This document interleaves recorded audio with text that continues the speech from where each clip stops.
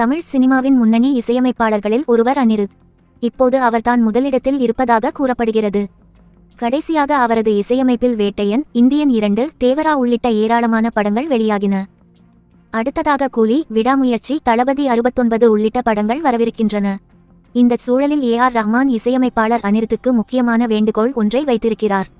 ரஜினியின் உறவினரான அனிருத் தனுஷ் நடிப்பில் உருவான 3 படத்தில் இசையமைப்பாளராக அறிமுகமானார். ஐஸ்வர்யா இயக்கியிருந்த அந்த படம் வசூல் ரீதியாக சரியாக போகாவிட்டாலும் விமர்சன ரீதியாக வரவேற்பு பெற்றது. முக்கியமாக அனிருத்தின் இசை மெகா ஹிட்டடித்தது. ஏ.ஆர். ரஹ்மான் எப்படி முதல் படமான ரோஜாவில் சென்சேஷன் ஆனாரோ அதேபோல் 3 படத்திலும் ரீ-ரெக்கார்டிங், பாடல்கள் என அனைத்திலுமே தனது தனித்த முத்திரையை பதித்தார். ஓவர் நைட்டில் ஃபேமஸ் 3 படத்தின் ஆல்பத்தில் எல்லா பாடல்களுமே சூப்பர் டூப்பர் ஹிட்டடித்தாலும் உய்திஸ் கொலவெரி பாடல் மெகா ஹிட்டானது. இதன் காரணமாக ஒரே நைட்டில் இந்தியா முழுவதும் பிரபலமடைந்தார். அப்போதைய பிரதமர் மன்மோகன் சிங்கையும் அனிருத் சந்திக்கும் வாய்ப்பை பெற்றுக் கொடுத்தது. அந்த பாடலின் வெற்றிக்கு பிறகு அனிருத் ஓவர் நைட்டில் ஃபேமஸ் ஆனார்.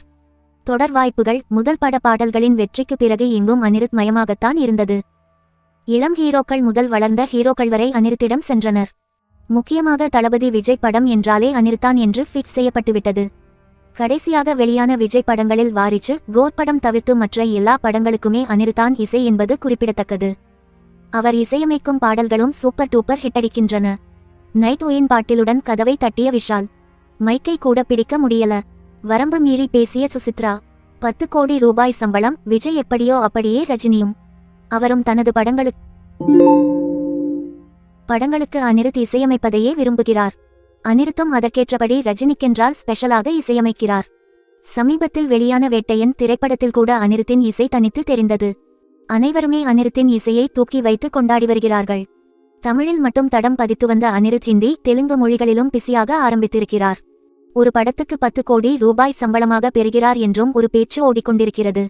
ஏ.ஆர். ரஹ்மான் வேண்டுகோள். இந்நிலையில் காதலிக்க நேரமில்லை படத்தின் ஆடியோ வெளியீட்டு விழாவில் அனிருத்தும் கலந்து கொண்டார். அப்போது பேசிய ஏ.ஆர். ரஹ்மான் அனிருத்திடம் வேண்டுகோள் ஒன்றை வைத்தார். அவர் பேசுகையில், அனிருத் இப்போது நன்றாக இசையமைத்து வருகிறார். ஏராளமான இசையமைப்பாளர்கள் இப்போது இருக்கிறார்கள். அந்த போட்டியில் நிலைத்து நிற்பது பெரிய விஷயம். திறமை இல்லாமல் அப்படி நிலைக்க முடியாது. வேண்டுகோள். இவற்றை செய்துவிட்டு தலைவன்தான், தொண்டன்தான் என்று சொல்லும் அந்த பணிவு ஆச்சரியப்பட வைக்கிறது. உங்களுக்கு ஒரு வேண்டுகோள் அனிருத்.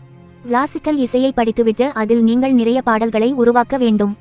அப்படி நீங்கள் செய்தால் அந்த இசை இளம் தலைமுறையினருக்கு அதிகம் போய் சேரும் என்றார்.